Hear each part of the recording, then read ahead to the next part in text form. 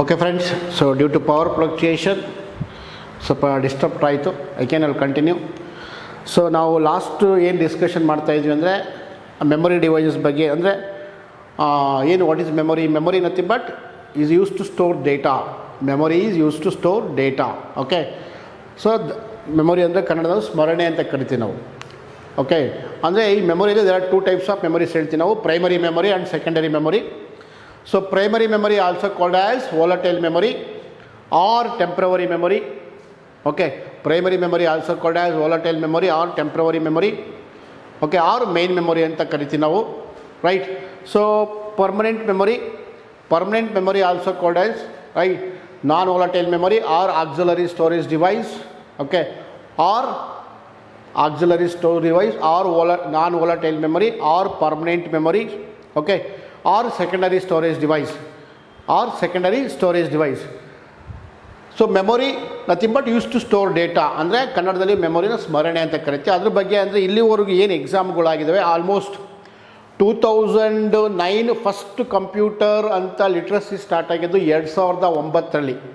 P D O first time call ಆಗಿತ್ತಲ್ಲ, ಆ ಟೈಮಲ್ಲಿ ಕಂಪ್ಯೂಟರ್ ಅವಾಗ first P D O exam ಆದಾಗ ಲಿಟ್ರಸಿ ಟಾಪಿಕ್ ಇಟ್ಟಿದ್ದು ಓನ್ಲಿ ಪಿ ಡಿ ಒ ಎಕ್ಸಾಮ್ಗೆ ಎಲಿಜಿಬಲ್ ಇದ್ದು. ಆವಾಗ 30 ಮಾರ್ಕ್ಸ್ ಇಟ್ಟಿದ್ರು. ಆ 30 ಮಾರ್ಕ್ಸಲ್ಲಿ 14.5 ಯಾರು ಮಾರ್ಕ್ಸ್ ಬರುತ್ತೆ ಅವ್ರು eligible for P D O exam. ಆಮೇಲೆ ತದನಂತರ ನೆಕ್ಸ್ಟು ಕಮ್ಯುನಿಕೇಷನ್ ಪೇಪರ್ ಅಂತ ಆಡಾಯಿತು. ಅದರಲ್ಲಿ ಕಂಪಲ್ಸರಿ ಕಂಪ್ಯೂಟರ್ಸ್ನ 30 ಮಾರ್ಕ್ಸ್ನ ವೇಟೇಜ್ನ ಇಟ್ಕೊಳ್ತಾ ಬಂದರು. ಸೊ ಅಂದರೆ ನಾನು ಇವತ್ತು ಏನು ಹೇಳ್ತಾ ಇದ್ದೀನಿ ಅದ್ರ ಬಗ್ಗೆ ಅಂತಂದರೆ, ಇವತ್ತೇನು ನಿಮಗೆ ಅಪ್ಕಮಿಂಗ್ ಏನು ಎಕ್ಸಾಮ್ಸ್ ಇದೆ, ವಿಲೇಜ್ ಅಡ್ಮಿನಿಸ್ಟ್ರೇಟರ್ ಆಫೀಸರ್ ಇರ್ಬೋದು, HSTR ಆಗಿರ್ಬೋದು, PSTR ಆಗಿರ್ಬೋದು, ಅಥವಾ GSTR ಆಗಿರ್ಬೋದು. ಓಕೆ, ಇಲ್ಲಿವರೆಗೂ ಎಷ್ಟು ಎಕ್ಸಾಮ್ಸ್ ಏನಾಗಿದೆ 2009ರಿಂದ 2026ವರೆಗೂ ಎಷ್ಟು ಕಮ್ಯುನಿಕೇಷನ್ ಪೇಪರ್ಸ್, ಅದರಲ್ಲಿ ಕಂಪ್ಯೂಟರ್ ಲಿಟ್ರಸಿ ಎಕ್ಸಾಮ್ಸ್ ಆಗಿದೆ. ಆ ಎಲ್ಲ ಕ್ವಶನ್ಸ್ನ ಆಲ್ಮೋಸ್ಟ್ ಒಂದು 60 ಕ್ವಶನ್ಸ್ ಅಂದರೆ ಮೆಮೊರಿ. ನಾನು ಇವತ್ತೇನು ಡಿಸ್ಕಷನ್ ಮಾಡ್ತಾನೆ ಓನ್ಲಿ ಮೆಮೊರಿ ಬಗ್ಗೆ. ಮೆಮೊರಿದಲ್ಲಿ ಇಲ್ಲಿವರೆಗೂ ಏನು ಎಷ್ಟು ಕ್ವಶನ್ ಕೇಳಿದ್ದಾನೆ, ಯಾವ ಟೈಪ್ ಕ್ವಶನ್ ಕೇಳಿದ್ದಾನೆ, ಯಾವ ರೀತಿ ನೀವು ಆನ್ಸರ್ ಮಾಡ್ಬೋದು.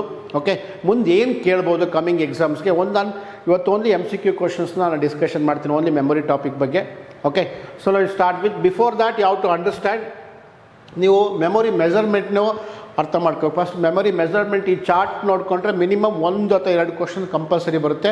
ಬಟ್ ಪರ್ಟಿಕ್ಯುಲರ್ ಯಾರಿಗೆ ವಿಲೇಜ್ ಅಡ್ಮಿನಿಸ್ಟ್ರೇಟ್ರು ಆಫೀಸರ್ ಯಾರಾಗಿ ನೀವು ಪ್ರಿಪೇರ್ ಆಗ್ತಾ ಇದ್ದೀರಾ, ಈ ಚಾರ್ಟಲ್ಲಿ 100% 1 ಕ್ವಶನ್ ಬಂದೇ ಬರುತ್ತೆ. ಓಕೆ, ಸೊ ಓವರ್ ಕಾನ್ಫಿಡೆಂಟ್ ಬೇಡ, ನನಗೆ ಬರುತ್ತೆ ಚಾರ್ಟ್ ಗೊತ್ತಿದೆ ಅಂತ. ಬಟ್ ನೀವು ಕಾಮನ್ನಾಗೆ ನಿಮ್ಗೇನು ಕೇಳ್ತಾನೆ, ಸೊ ಜನರಲ್ಲಾಗೆ, so if you discuss about lowest bit ಅಂತಲೇ ಕೇಳಿದರೆ, ಲೋಯೆಸ್ಟ್ ಮೆಮೊರಿ ಇದರಲ್ಲಿ ಈ ಕೆಳಗಿನವಲ್ಲಿ ಯಾವುದು ಲೋಯೆಸ್ಟ್, ಓಕೆ, ಮೆಜರ್ಮೆಂಟ್ ಲೋಯೆಸ್ಟ್ ಅಂತ ಕೇಳಿದರೆ ನೀವು ಕಾಮನ್ನಾಗಿ ನೀವು ಯಾವ ಟು ರಿಮೆಂಬರ್ ಬಿಟ್ ಅಂತ ಹೇಳ್ಕೋಬೇಕು. ಏನು ಬಿಟ್ ಅಂದರೆ, ಬಿಟ್ ರೆಪ್ರೆಸೆಂಟ್ಸ್ ಬೈನರಿ ಡಿಜಿಟ್ ಅಂತ ಹೇಳ್ತೀವಿ ಫ್ರೆಂಡ್ಸ್. ಬಿಟ್ ರೆಪ್ರೆಸೆಂಟ್ಸ್ ಬೈನರಿ ಡಿಜಿಟ್. ಬೈನರಿ ಅಂದ್ರೇನು? ಝೀರೋಸ್ ಮತ್ತು ಒನ್ಸ್, ಝೀರೋಸ್ ಆ್ಯಂಡ್ ಒನ್ಸ್ಗೆ ನಾವು ಓಕೆ ಬಿಟ್ ಅಂತ ಬೈನರಿ ಅಂತ ಕರಿತೀವಿ. 0 ಮತ್ತು 1ಗೆ ನಾವು ಬೈನರಿ ಅಂತ ಕರಿತೀವಿ. Binary nothing but zeros and ones. In memory ಮೆಜರ್ಮೆಂಟಲ್ಲಿ ಲೋಯೆಸ್ಟ್ ಅಂತ ನಾನು ಕೇಳಿದರೆ ಯಾವ ಟು ರಿಮೆಂಬರ್ ಬಿಟ್. ಹಾಗಾದರೆ ಹೈಯೆಸ್ಟ್ ಯಾವುದು? Geo byte is the highest memory. ಇದು ಕ್ವಶನ್ ರಿಪೀಟ್ ಆಗಿದೆ. ಅದನ್ನು ಬಿಟ್ಟು ಇನ್ನೇನು ಕೇಳ್ಬೋದು ನಿಮಗೆ, ಕಾಮನ್ನಾಗೆ ಇದನ್ನು ಚಾರ್ಟ್ ನೋಡಿಕೊಂಡ್ರೆ 1 ಕ್ವಶನ್ ಕಂಪಲ್ಸ್ ಇರುತ್ತೆ. ಏನು ಅದನ್ನು ಬಿಟ್ಟು ನೆಕ್ಸ್ಟ್ ನಿಮ್ಗೆ ಏನು ಜನರಲ್ಲಾಗಿ ಏನೇನು ಡಿಸ್ಕಷನ್ ಮಾಡ್ಬೋದು ನಾವು ಅಂತಂದರೆ, ರೈಟ್, ನೆಕ್ಸ್ಟು ನಿಮಗೆ 8 ಬಿಟ್ ಅಂತ ಕೇಳ್ಬೋದು. 8 ಬಿಟ್ ಅಂದರೆ ಏನೋ 1 ಬೈಟ್ ಅಂತ ಹೇಳ್ತೀವಿ. 8 bit is equal to, okay, 8 bit is equal to 1 byte. Okay, 8 bit is equal to 8 bit is equal to 1 byte. ಕಾಮನ್ನಾಗಿ ಅದು ಬಿಟ್ಟು ಇನ್ನೇನು ಕೇಳ್ಬೋದು ನಿಮಗೆ, 4 ಬಿಟ್ ಅಂತ ಕೇಳಿದ್ರೆ ನಿಮ್ಗೆ ಆಲ್ರೆಡಿ ಗೊತ್ತಿದ್ದರೆ ನಿಬಲ್ ಅಂತ ಬರೀತೀರ. 4 ಬಿಟ್ ಅಂದರೆ ನಿಬಲ್ ಅಂತ ಬರೀತೀರ. Okay, 4 bit is equal to 1 nibble. ನಿಮಗೆ 4 ಬಿಟ್ ಅಂತ ಕೇಳೋದಿಲ್ಲ, ಕ್ವಶನ್ನ ಟ್ವಿಸ್ಟ್ ಮಾಡ್ತಾನೆ ನಿಮಗೆ ಕನ್ಫ್ಯೂಸ್ ಮಾಡೋದಕ್ಕೆ. ಹಾಫ್ ಬೈಟ್ ಅಂತ ಕೇಳ್ತಾನೆ ನಾವು. Half byte is equal to ಒಂದು ಸಮೇತ ಅದು ನಿಬಲ್ಗೆ ಬರುತ್ತೆ. ಹಾಫ್ ಬೈಟ್, 1 ಬೈಟ್ ಅಂದರೆ ಎಷ್ಟು? 8 ಬಿಟ್. 1 ಬೈಟ್ ಅಂದರೆ ಎಷ್ಟಾಗುತ್ತೆ? 8 ಬಿಟ್ ಅಂತ ಹೇಳ್ತೀವಿ. 8 bit means binary digit. You have to remember all of you. ನೀವು ಜ್ಞಾಪಕ ಇಟ್ಕೊಳ್ಬೇಕು, ಬಿಟ್ ಅಂದರೆ ಬೈನರಿ ಡಿಜಿಟ್. ಓಕೆ, ಬಿಟ್ ಅಂದರೆ ಬೈನರಿ ಡಿಜಿಟ್. 0 ಮತ್ತು 1ಗೆ ನಾವು ಬಿಟ್ ಅಂತ ಕರಿತೀವಿ. 0 ಮತ್ತು 1ಗೆ ನಾವು ಬಿಟ್ ಅಂತ ಕರಿತೀವಿ. 8 bit is equal to 1 byte. ನಿಮಗೆ ಕಾಮನ್ನಾಗೆ 4 ಬಿಟ್ಟನ್ನು ನಿಬಲ್ ಗೊತ್ತಿರುತ್ತೆ. ಕಾಮನ್ನಾಗಿ ಎಲ್ಲರಿಗೂ ನಿಮಗೆ ಪ್ರಾಕ್ಟೀಸ್ ಮಾಡಿರ್ತೀರ. ಬಟ್ ನಿಮಗೆ ಕ್ವಶನ್ನ ಟ್ವಿಸ್ಟ್ ಮಾಡ್ಬೇಕಂದ್ರೆ ಏನು ಮಾಡ್ತಾನೆ ಅವನು, 4 ಬಿಟ್ ಅಂತ ಕೊಡೋದಿಲ್ಲ, ಹಾಫ್ ಬೈಟ್ ಅಂತ ಕೊಡ್ತಾನೆ. ಹಾಫ್ ಬೈಟ್ ನಥಿಂಗ್ ಬಟ್ 4 ಬಿಟ್ಟನೆ ಅಂದರೆ 8 ಬಿಟ್ಟಾಗ ಅರ್ಧ ಅಂದರೆ ಯಾವುದು ಹಾಫ್ ಬೈಟ್ ಅಂತೆ, ಬಟ್ ನಿಬಲ್ ಅದು also equal to nibble, 1 nibble ಅಂತ ಕರಿತೀವಿ ನಾವು. You have to remember this key points, ಇದು ಕೀವರ್ಡ್ಸ್ ನೀವು ಜ್ಞಾಪಕ ಇಟ್ಕೊಳ್ಬೇಕಾಗುತ್ತೆ. ನೆಕ್ಸ್ಟು ಅದಾದಮೇಲೆ ಕಾಮನ್ನಾಗೆ 8 bit is equal to 1 byte. Next 1024 byte is equal to 1 kilobyte ಅಂತ ಕರಿತೀವಿ ನಾವು. 1 KB stand for kilo byte, KB stand for kilobyte. Next 1024 KB is equal to 1 MB, 1 megabyte. Again 1024 MB is equal to 1 gigabyte. 1024 gigabyte is equal to 1 terabyte ಅಂತ ಹೇಳ್ತೀವಿ. 1024 terabyte is equal to 1 PB petabyte. 1024 petabyte is equal to 1 exabyte ಅಂತ ಹೇಳ್ತೀವಿ. Next 1024 EB is equal to 1 ZB. ನೋಡಿ, ಕಾಮನಾಗಿ ನೀವು ಇಲ್ಲಿಂದ ಇಲ್ಲಿವರೆಗೂ ಜ್ಞಾಪಕ ಇಟ್ಕೊಂಡಿರ್ತೀರ, TB ಆರಾಮ್ಸೆ ಬರಿತೀರ. 4 bit is equal to 1 nibble, 8 bit is equal to 1 byte. 1024 byte is equal 1024 byte is equal to 1 KB. 1024 KB is equal to 1 MB. 1024 MB is equal to 1 GB. 1024 okay 1024 GB is equal to 1 terabyte. ಅಲ್ಲಿವರೆಗೂ ನೀವು ಆರಾಮ್ಸಾಗಿ ಜ್ಞಾಪಕ ಹೇಳ್ಕೊಂಡಿರ್ತಾರೆ, ಯಾವುದೇ ರೀತಿಗೆ problem ಆಗಲ್ಲ. ಇಲ್ಲಿವರೆಗೂ questions ಬೇಜಾನ್ ಆಗಿಬಿಟ್ಟಿದ್ದಾವೆ. ಮುಂದೆ ನಿಮಗೆ ಕ್ವಶನ್ಸ್ ಇಲ್ಲಿ ಕೆಳಗಡೆ ಕೇಳ್ತಾನೆ ಅವನು. ಓಕೆ, ಇಲ್ಲಿವರೆಗೂ ನಿಮ್ಮ ಕ್ವಶನ್ಸ್ ಸುಮಾರು ಕ್ವಶನ್ ರಿಪೀಟ್ ಆಗಿದೆ ಎಲ್ಲ ಎಕ್ಸಾಮ್ಗಳಲ್ಲೂ. ನಿಮಗೆ ನೆಕ್ಸ್ಟ್ ಬರೋ ಅಪ್ಕಮಿಂಗ್ ಎಕ್ಸಾಮ್ಸ್ಗಳೇನಿದ್ದಾವೆ ಅದಕ್ಕಿಂತ ಮುಂಚೆನೇ ನೋಡ್ಕೊಳ್ಬೇಕಾಗುತ್ತೆ. ಎಲ್ಲಿಗೆ 1024 TB stand for terabyte. TB stand for terabyte is equal to 1 PB petabyte PB. TB 1024 TB is equal to 1 petabyte PB. Again same 1024 petabyte is equal to 1 exabyte EB. 1024 PB is equal to 1 exa, exa, not HEX friends, exa, exabyte. Again 1024 ZB is equal to YB, etabyte. 1024 ZB nothing but zettabyte, zetta, JETTA, zettabyte. So 1024 EB is equal to 1 ZB, nothing but zettabyte. 1024 zettabyte is equal to 1 etabyte YB. Again 1024 YB is equal to 1 brontobyte. ಬ್ರೋಂಟೋಬೈಟ್ ಇಲ್ಲಿವರೆಗೆ ಯಾವುದೋ question ಕೇಳಿಲ್ಲ, ನಿಮಗೆ upcoming ಎಕ್ಸಾಮ್ಗೆ ಈ ಕ್ವಶನ್ನ ನೀವು expect ಮಾಡ್ಬೋದು. 1024 brontobyte is equal to 1 geopbyte. Geopbyte is the highest memory.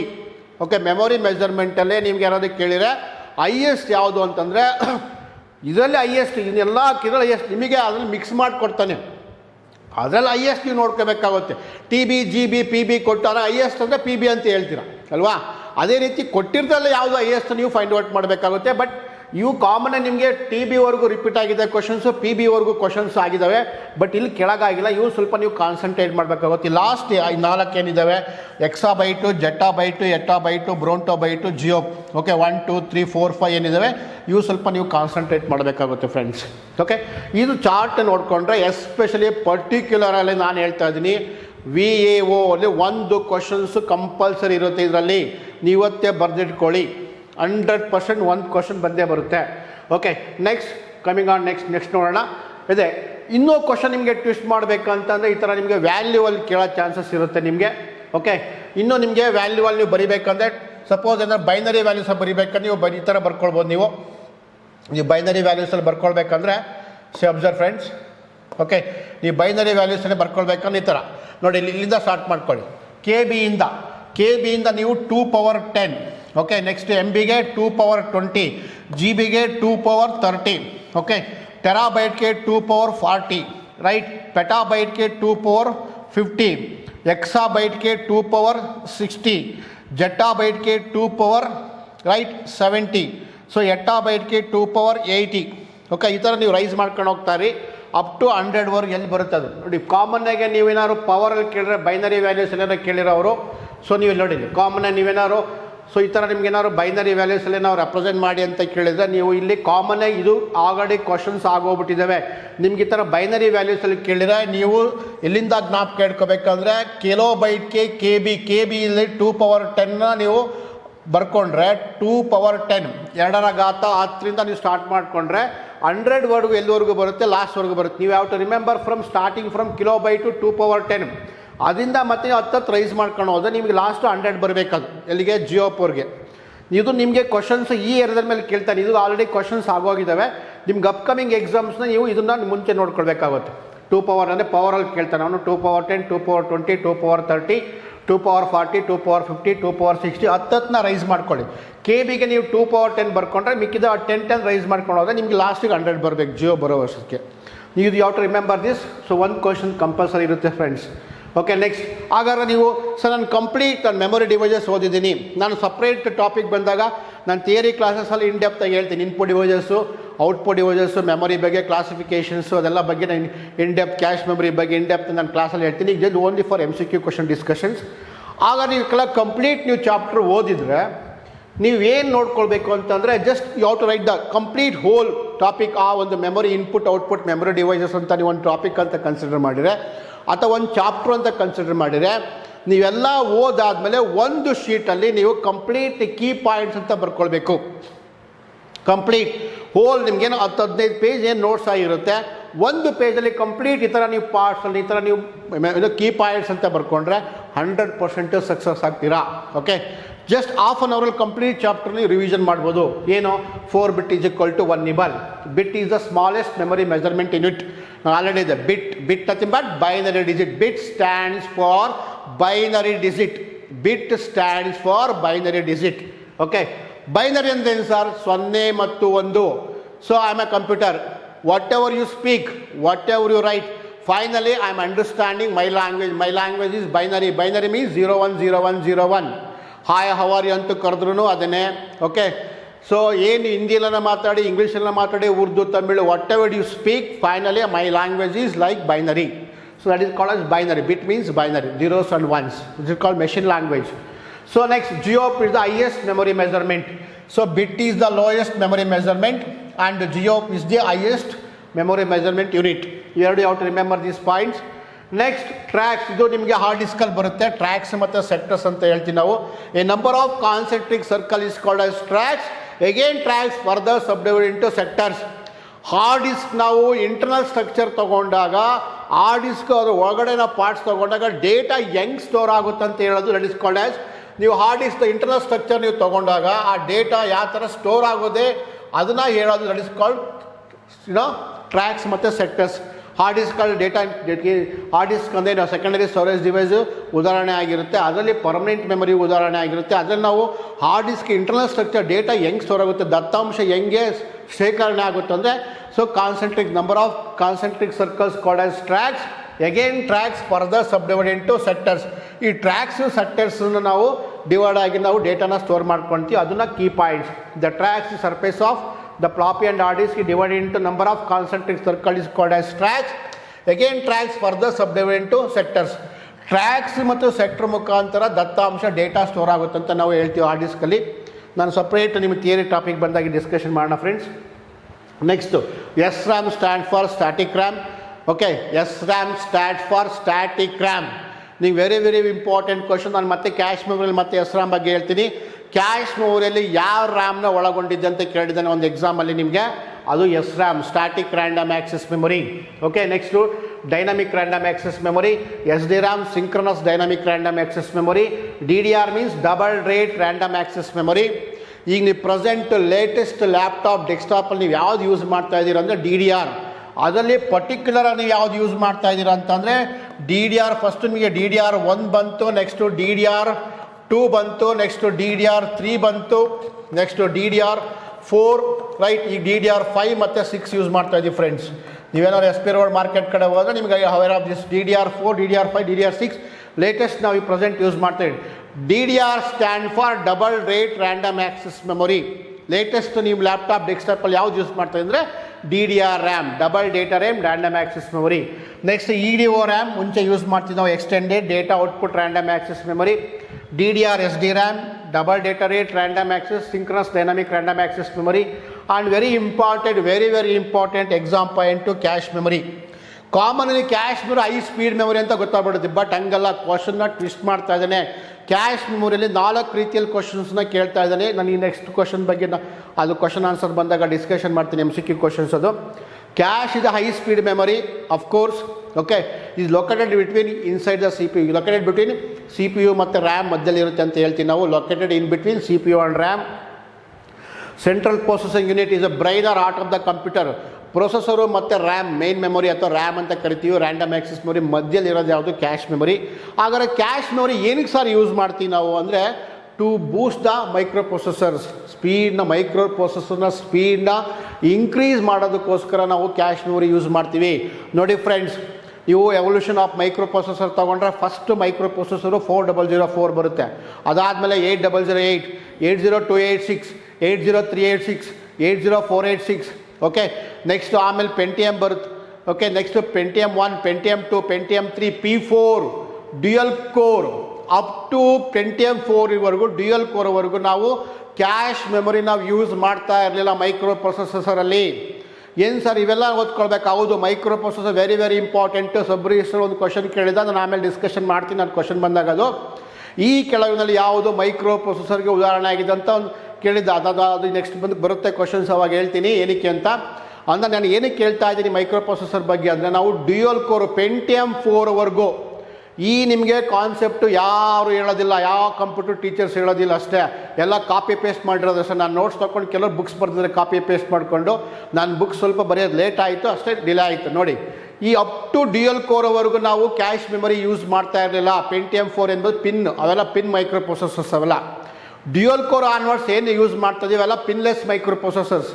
ಅದರಲ್ಲಿ ನಾವು ಯೂಸ್ ಮಾಡೋದು ಯಾವುದು? Cache memory. ಅವಾಗ ಡ್ಯುಯಲ್ ಕೋರ್ ಆನ್ವರ್ಡ್ಸ್ ನಾವು ಕ್ಯಾಶ್ ಮೆಮೊರಿನ ಇನ್ಬಿಲ್ಟ್ ಆಗಿ ಮೈಕ್ರೋ ಪ್ರೊಸೆಸರ್ ಮ್ಯಾನುಫ್ಯಾಕ್ಚರ್ ಮಾಡಬೇಕಾದ್ರೆ ನಾವು ಇನ್ಬಿಲ್ಟ್ ಆಗಿ ಕ್ಯಾಶ್ ಮೆಮೊರಿನ ನಾವು ಈಗ ಪ್ರೆಸೆಂಟ್ ಯೂಸ್ ಮಾಡ್ತಾ ಇದ್ದೀವಿ. Why they are using for cache memory? Cache memory ಅಂತಲೇ ಕರಿತಾ, ಕ್ಯಾಶ್ ಮೆಮೊರಿ ಅಂತಲೇ ಕರಿತೀವಿ ನಾವು, right?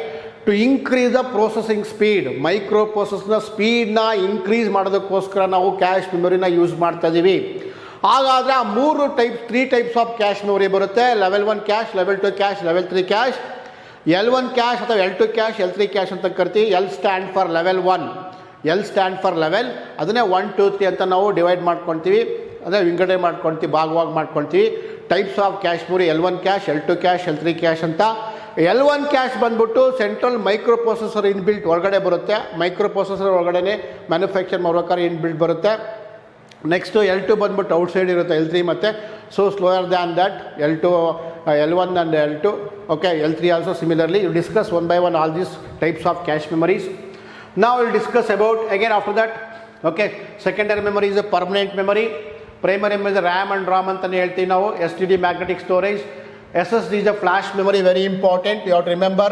Okay, so what is the CD? Compact disc. Compact disc ಏನು? CD stand for compact disc. ನೀವು ಫಸ್ಟು PDO ಎಕ್ಸಾಮಲ್ಲಿ ಕೇಳಿದ್ದಾನೆ ಫ್ರೆಂಡ್ಸ್, CD ಸ್ಟ್ಯಾಂಡ್ ಫಾರ್ ಅಂತ ಕೇಳಿದ್ದಾನೆ, ಕಾಂಪ್ಯಾಕ್ಟ್ ಡಿಸ್ಕ್ ಅಂತ. ನೀವು ಹ್ಯಾವ್ ಟು ರಿಮೆಂಬರ್. ನೀವು ಮ್ಯಾಕ್ಸಿಮಮ್ ಎಷ್ಟು ನೀವು ಅಂದರೆ 650 to 700 MB ಅಂತ ಹೇಳ್ತೀವಿ ನಾವು. 650 to 700 MB. ನೀವು ಸೋನಿ ಅಥವಾ ಸ್ಯಾಮ್ಸಂಗ್ ಒಂದು ಕಾಲದಲ್ಲಿ ತುಂಬ ಫೇಮಸ್ CDs ಕಾಂಪ್ಯಾಕ್ಟ್ ಡಿಸ್ಕ್ಗಳು. Storage I am talking about normal CD capacity ಎಷ್ಟಪ್ಪ ಅಂದರೆ 700 MB megabits. 700 MB, 650 to 700 MB ಅಂತೀವಿ. ಆ್ಯಕ್ಚುಲಿ ಕೆಲವೊಂದು 650 ಬರೋದು ಇನಿಷಿಯಲಿ, ಬಟ್ ಆ್ಯಕ್ಚುಲಿ ನೀವು ತೊಗೊಳ್ಬೇಕಾದ್ರೂ 700 MB ಕನ್ಸಿಡರ್ ಮಾಡಬೇಕಾಗುತ್ತೆ. ನೆಕ್ಸ್ಟು ಬ್ಲೂರೇ ಡಿಸ್ಕ್ ಪ್ರೆಸೆಂಟ್ ಇವಾಗ. ಅದಾದಮೇಲೆ DVD ಬಂತು, ಡಿಜಿಟಲ್ ವರ್ಸಟೈಲ್ ಡಿಸ್ಕ್ ಅಂತ. DVD stand for digital versatile disc. What is the capacity of DVD ಅಂತಂದರೆ, what is the capacity of DVD ಅಂದರೆ 4.5 GB. ಇದು ಸಿಂಗಲ್ ಸೈಡೆಡ್, ಇದು single sided DVD.